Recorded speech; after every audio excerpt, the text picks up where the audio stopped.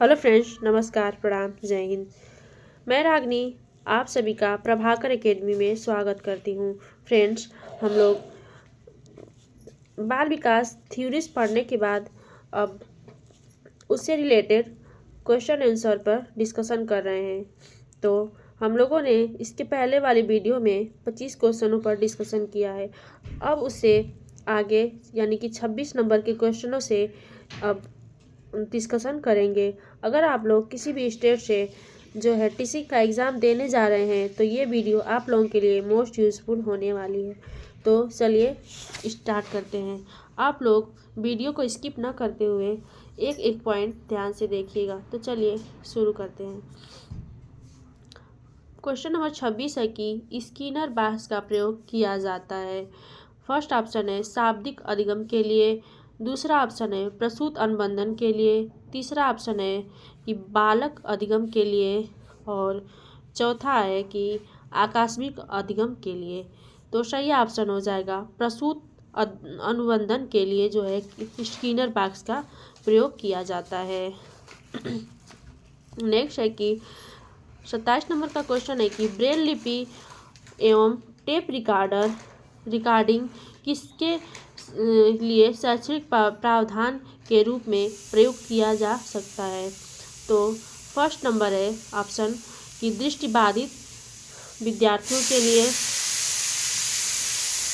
दूसरा ऑप्शन है कि अस्थि बाधित विद्यार्थियों के लिए, और तीसरा है श्रवण बाधित विद्यार्थियों के लिए, और चौथा है कि शारीरिक रूप से विकलांग बालकों के लिए। तो सही ऑप्शन हो जाएगा जो है दृष्टि बाधित विद्यार्थियों के लिए जो है ब्रेल लिपि एवं टेप रिकॉर्डर का प्रयोग किया जाता है, उनके शिक्षण के लिए किया जाता है। ऑप्शन नंबर 1 सही हो जाएगा। क्वेश्चन नंबर 28 है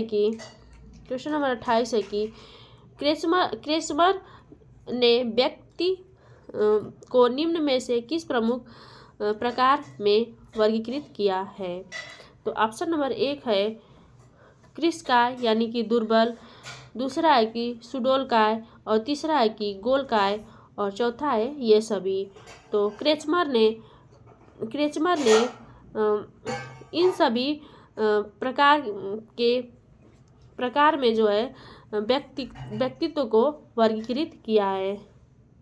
तो दुर्बल यानी कि कृशकाय, सुडोलकाय, गोलकाय, यानी कि ऑप्शन नंबर 1 हो जाएगा ये सभी प्रकार में जो है व्यक्तित्व को वर्गीकृत किया है। तो ऑप्शन नंबर 4 सही हो जाएगा। क्वेश्चन नंबर 29 है कि अधिगम वक्र में पठार बनता है। फर्स्ट ऑप्शन है परिपक्वता के कारण, दूसरा ऑप्शन है अभिप्रेरणा के कारण, तीसरा ऑप्शन है थकान के कारण, और चौथा ऑप्शन है कि अभिरुचि के कारण। तो सही ऑप्शन हो जाएगा ऑप्शन नंबर 3 जो है अधिगम में वक्र यानी कि अधिगम में पठार बनता है थकान के कारण बनता है। तो ऑप्शन नंबर 3 सही हो जाएगा। 7, 8, 9, 10, 11 की माध्यिका क्या होगी। तो 7, 8, 9, 10, 11, 12 की माध्यिका होगी 9.5 होगी। ऑप्शन नंबर 4 सही हो जाएगा। क्वेश्चन नंबर 31 है कि रॉसार्क इंक ब्लड टेस्ट का प्रयोग निम्न में से किसके मापन हेतु किया जाता है। तो फर्स्ट ऑप्शन है व्यक्तित्व के लिए, दूसरा है बुद्धि के लिए, तीसरा है अभिरुचि के लिए, और चौथा है अभिक्षमता के लिए। तो सही ऑप्शन हो जाएगा ऑप्शन नंबर 1 व्यक्तित्व के लिए किया जाता है। क्वेश्चन नंबर 32 है कि निम्न में से कौन सा बुद्धि का सिद्धांत नहीं है। तो फर्स्ट ऑप्शन है एक तत्व सिद्धांत, दूसरा है द्वितत्व सिद्धांत, तीसरा है प्रत्यागमन सिद्धांत, और चौथा है बहु तत्व सिद्धांत। तो सही ऑप्शन हो जाएगा जो है प्रत्यागमन का सिद्धांत जो है बुद्धि का सिद्धांत नहीं है। तो ऑप्शन नंबर 3 सही हो जाएगा। क्वेश्चन नंबर 33 है कि आगमनात्मक तर्क के स्तरों में कौन सा शामिल नहीं है। तो ऑप्शन नंबर 1 है अवलोकन, ऑप्शन नंबर 2 है प्रयोग, ऑप्शन नंबर 3 है सामान्यीकरण, ऑप्शन नंबर 4 है कल्पना। तो सही ऑप्शन हो जाएगा कि कल्पना जो है तर्क के स्तरों में शामिल नहीं है। ऑप्शन नंबर 4 सही हो जाएगा। अगला है क्वेश्चन नंबर 34 है कि 34 नंबर का क्वेश्चन है कि कालीसिस्टोकाइनिन एक हार्मोन है जिसकी सुई यदि दे दी जाए तो इसे प्राणी में भूख अधिक बढ़ जाती है। फर्स्ट ऑप्शन है भूख अधिक बढ़ जाती है, दूसरा है भूख और प्यास दोनों में ही वृद्धि हो जाती है, तीसरा है भूख कम हो जाती है और चौथा है कि भूख और प्यास दोनों में ही कमी आ जाती है। तो ऑप्शन नंबर 3 सही हो जाएगा कि भूख कम हो जाती है। क्वेश्चन नंबर 35 है कि सृजनशीलता की पहचान हेतु किसने सृजनात्मक चिंतन परीक्षण का निर्माण किया। ऑप्शन नंबर 1 है फेरीफील्ड ने, दूसरा है टोरेंस ने, तीसरा है कोल एवं ब्रूस ने और चौथा है केंट ने। तो सही ऑप्शन हो जाएगा सृजनात्मक चिंतन परीक्षण का निर्माण जो है टोरेंस ने किया था। ऑप्शन नंबर 2 सही हो जाएगा। अगला है कि क्वेश्चन नंबर 36 है कि केंद्रीय प्रवृत्ति का एक माप है तो कौन है। प्रसार क्षेत्र ऑप्शन नंबर 1, ऑप्शन नंबर 2 है कि माध्यिका, ऑप्शन नंबर 3 है कि औसत विचलन, ऑप्शन नंबर 4 है कि मानक विचलन। तो सही ऑप्शन हो जाएगा माध्यिका जो है केंद्रीय प्रवृत्ति का एक माप है। क्वेश्चन नंबर 37 है कि अधिगम को प्राथमिक नियमों में से एक है।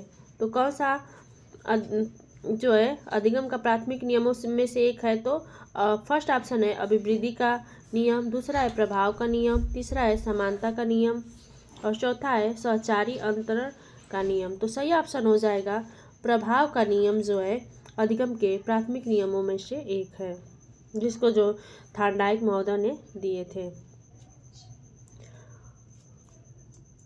क्वेश्चन नंबर अगला है कौन सा नंबर है। तो क्वेश्चन नंबर 38 है कि व्यक्तित्व व्यक्ति के अंतर्गत उन मनोशारीरिक गुणों का गतिशील संगठन है जो पर्यावरण में उसके अपूर्व समायोजन को निर्धारित करते हैं। उक्त परिभाषा देने वाले हैं।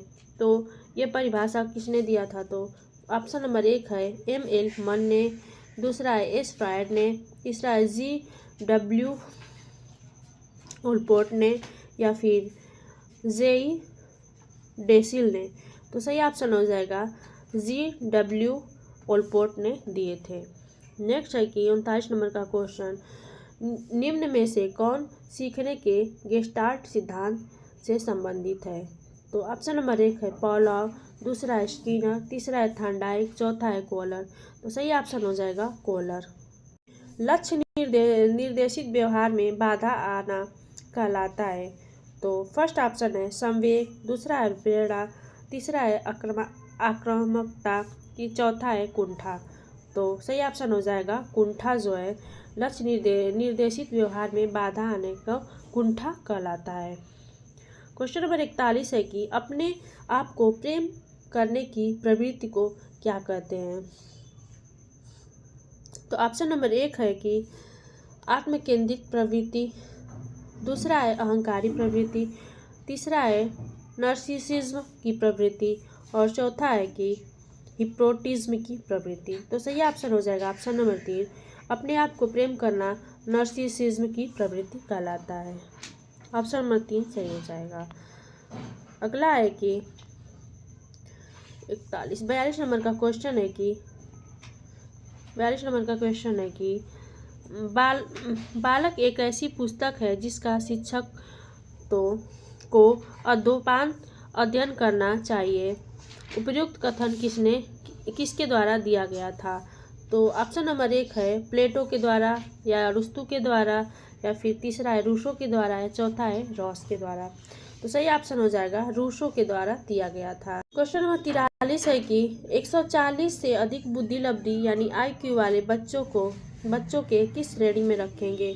फर्स्ट मूर्ख, दूसरा मंद बुद्धि, तीसरा सामान्य बुद्धि, तीसरा प्रतिभाशाली बुद्धि। तो सही ऑप्शन हो जाएगा प्रतिभाशाली जो है प्रतिभाशाली वाले श्रेणी में 140 से अधिक बुद्धि लब्धि वाले बच्चे को रखेंगे। जैसे कि सीखे हुए ज्ञान कौशल या विषय का अन्य परिस्थितियों में उपयोग करने को कहते हैं। फर्स्ट ऑप्शन है प्रेरणा, दूसरा है सीखने का स्थानांतरण, तीसरा है भग्नाशा, चौथा है चिंता।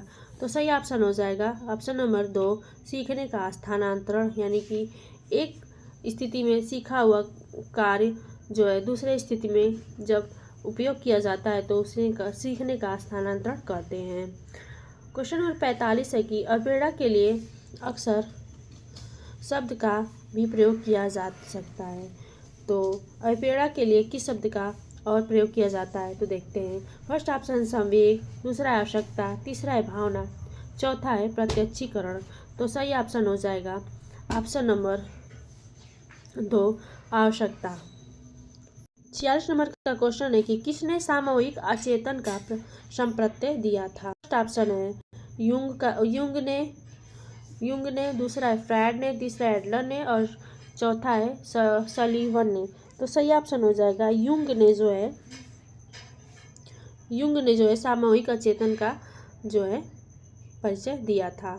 तो सही ऑप्शन 1 हो जाएगा। क्वेश्चन नंबर 47 है कि निम्नलिखित मापन के स्तरों में सबसे अच्छा कौन है। फर्स्ट है नामिनी, दूसरा है अनुपात, तीसरा है क्रमिक, चौथा है अंतराल। तो सही ऑप्शन हो जाएगा ऑप्शन नंबर 3 अनुपात जो है निम्नलिखित मापनों में सबसे अच्छा स्तर अनुपात मापनी को कहते हैं। क्वेश्चन नंबर 48 है कि निम्नलिखित में से कौन सा बोलने का कारण नहीं है। दूसरा है मानसिक द्वंद्व, पहला है मानसिक द्वंद्व, दूसरा है पुनरावृत्ति का अभाव, तीसरा है सीखने की मात्रा और चौथा है शिक्षक की योग्यता। तो शिक्षक की योग्यता जो है भूलने का कारण नहीं है। तो ऑप्शन नंबर 4 सही हो जाएगा। ऑप्शन नंबर 4 सही हो जाएगा। अगला है 49 नंबर का क्वेश्चन जो है आवृत्ति विवरण को रेखा चित्र द्वारा प्रदर्शित करने की विधियों में से एक है। पहला ऑप्शन है आकृति, दूसरा है स्तंभाकृति और तीसरा है गुम्फाक्षर आकृति और चौथा है स्वलिखित आकृति। तो सही ऑप्शन हो जाएगा स्तंभा आकृति। ऑप्शन नंबर 2 सही हो जाएगा।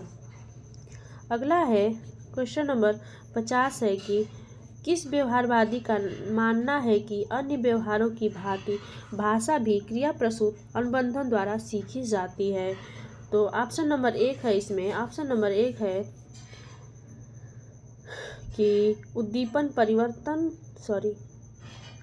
कि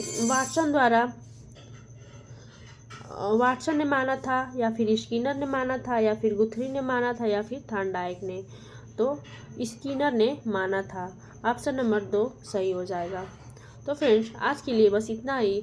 अगला हम लोग नेक्स्ट वीडियो में डिस्कशन करेंगे। तो आज के लिए इतना ही। Okay, thank you.